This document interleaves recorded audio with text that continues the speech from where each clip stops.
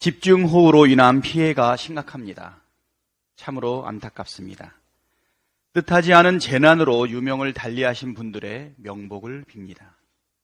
유족들께도 깊은 위로의 말씀을 전하면서 다치신 분들의 쾌유도 기원합니다. 아울러 이재민들께서 하루속히 삶의 터전으로 되찾을 수 있도록 민주당에서도 적극 지원하겠다는 말씀 드리겠습니다. 국민의 생명과 안전을 지키는 것이 국가의 제일 중요한 임무입니다. 중앙정부와 지방자치단체에서 신속한 수습과 추가 피해 예방에 총력 대응해 주시길 당부드립니다.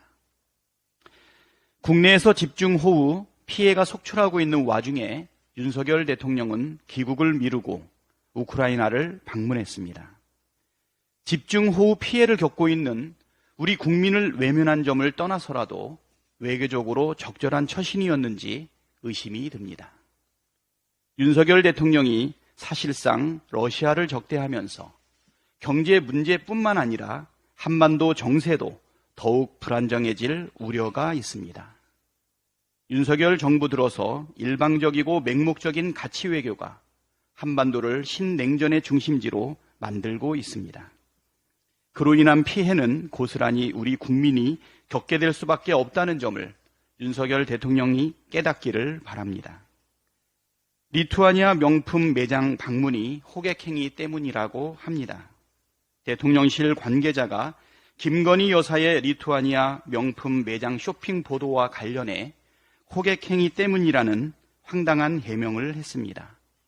현지 매체 보도에 따르면 경호원 포함 16명의 수행 인력이 동행했다고 하는데 그 많은 인력이 호객 행위를 당해서 매장을 5군데나 돌아다녔다는 말입니까? 대통령실은 국민을 호갱 취급하지 말고 김건희 여사의 명품 쇼핑 의혹에 대해 있는 그대로의 사실을 밝히기 바랍니다. 거짓 해명은 더 큰 화를 초래하는 법입니다. 이른바 김건희 로드에 대한 국토교통부의 거짓 해명도 가관입니다. 김건희 로드 이권 카르텔에 대한 국토교통부의 해명은 누가 봐도 무리수의 무리수를 거듭하고 있습니다. 예비 타당성 조사 보고서에서는 서울 양평고속도로 사업 목적에 대해 수도권 제1순환선 및 서울 춘천 고속도로의 정체를 해소하는 데 있습니다. 그러나 변경한 대로라면 서울 춘천 고속도로와 연결이 불가능합니다. 그래서 원안인 양서면 종점 안으로 예타가 진행된 것입니다. 국민 모두를 위해 봉사해야 할 정부가 거짓 해명까지 내세우면서 개인인 김건희 여사 방어에만 올인하는 모습은 매우 부적절합니다. 원희룡 장관은 거짓 해명과 직권남용에 대한 책임을 져야 합니다. 아울러 서울 양평고속도로는 원안으로 신속 추진하여야 합니다. 그것이 국민에 대한 최소한의 도리입니다. 마지막으로 작년 12월 27일 윤석열 대통령은 국무회의에서 국민의 혈세를 쓰는 곳에 성역은 있을 수 없다고 말했습니다.